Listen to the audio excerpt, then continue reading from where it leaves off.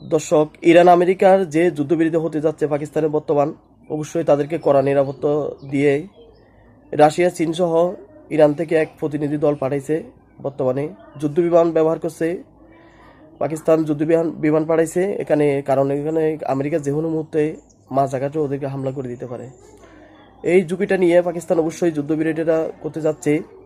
এখানে কিন্তু ইসরায়েলকে ডাকা হয় নাই, আমরা দেখতেছি অনেক নিউজে দেখছি কোনো ইসরায়েলকে এখানে আমন্ত্রণ করা হয় নাই। অর্থাৎ বোঝা যাচ্ছে যে ইসরায়েলের সাথে কোনো যুদ্ধবিরতি হবে না। যুদ্ধবিরতি হতে যাচ্ছে যে ইরান এবং আমেরিকার সাথে। তো আমেরিকা এই কারণে যুদ্ধবিরতি করতেছে, কারণ ও তো এখন পারতেছে না। আর এটা আপনারা দেখতেছেন, ও ভিডিওতে দেখতেছেন, নিউজে দিচ্ছে।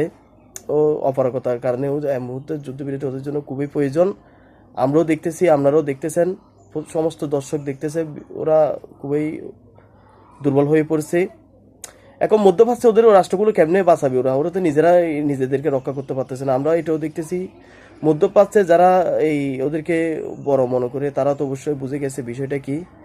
কারণ অনেকে বুঝে গেছে, কাতার ওই মুহূর্তে বলে দিচ্ছে যে এই ওনার এই রাষ্ট্র থেকে গাঠিগুলো নিয়ে যাওয়ার জন্য, কারণ ওটা কোনো লাভ নাই তো। আর যদি কোনো কারণে ইরান যদি কাতারে হামলা করে, এই আমেরিকা কিছু করতে পারবে না, ও নিজেকে নিজে রক্ষা করতে পারতেছে না। আমরা দেখতেছি এটা। এখন নিজেকে নিজে রক্ষা করতে পারবে না, যে সে আরেকজনকে কেমনে রক্ষা করবে? আমরা অবশ্যই এটা খেয়াল করছি। গাড়িটা নিয়ে যেতে হবে, কারণ এগুলো তো ভাড়াই দিছে, ওরা তো ভাড়া নিছে, তো এখন ভাড়া আর দেবে না আর কি। আস্তে আস্তে সরাই ফেলতে হবে। এদিকে যুদ্ধবিরতিতে আমেরিকা আশা করছে যে ইরানের যে পারমাণবিক ইউরেনিয়াম যে এই বিষয়টা আছে, এটা মানে বন্ধ করবে। এটা তো বন্ধ করলে ইরান কোনোদিনও যুদ্ধবিরতিতে যাবে না, এটা আমরা সবাই জানি। তো কিছু হয়ে যাওয়ার পরে এটা বন্ধ করার কোনো প্রশ্নই উঠে না। তো প্রশ্নই উঠে না যেখানে, এখানের মধ্যে আমাদের অবশ্যই এটা বুঝতেছি কি হচ্ছে যাচ্ছে। যুদ্ধবিরতি হয়তো বেঁচতে যেতে পারে। বর্তমানে যুদ্ধবিরতিটা হতে হলে উভয় পক্ষকে কিছু না কিছু ছাড় দিতে হয়। এখন ইরান তো ছাড় দেবে না। ইরান এত কিছু হওয়ার পরে ছাড় দেওয়ার প্রশ্নই ওঠে না। ইরান ছাড় দেবে না, 100% গ্যারান্টি এটা। কিন্তু আমেরিকা তো অপারগ, কত তো যুদ্ধবিরতি যেতেই হবে, নাহলে আর কত কাবে।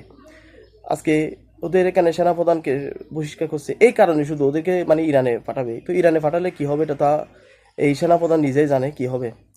মনে করেন ইরানের মধ্যে প্রায় 12 লাখের মতো প্যারামিলিটারি, অর্থাৎ প্যারামিলিটারি বলতে আপনার বিমান, নৌ সেনা, পুলিশ, আনসার, মানে এই জাতীয় যত প্রকার সামরিক সদস্য, বেসামরিক সদস্য যারা আছে সবাই মিলে যে একটা টিম, সবাই তো যুদ্ধ অংশগ্রহণ করবে। আচ্ছা আপনারাই বলেন, এই যে 12 লাখ সেনার ভিতরে যদি আকাশ থেকে উড়ে এসে 5,000 সৈন্য যদি এখানে যে ঢুকাই দেওয়া হয়, এটা তো রুটি থাবার মতো হয়ে যাবে।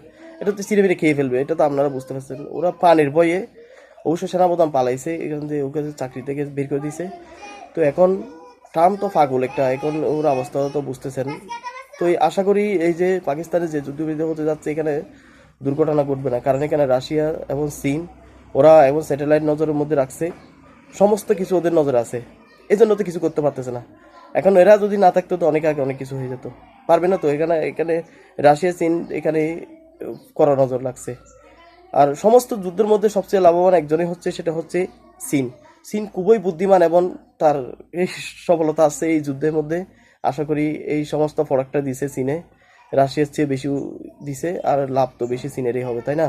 তো আপনারা অবশ্যই ভিডিওটা যেখান থেকে দেখছেন, যারা ইরান সাপোর্টার আছেন অবশ্যই মুসলিম ভাই, আর এটা যেখান থেকে আমরা আছি আর কি, এটা একটু শেয়ার করবেন, সাবস্ক্রাইব করবেন আমার এই ছোটো একটা চ্যানেল। অবশ্যই আপনাদের দোয়ায় অনেক কিছু।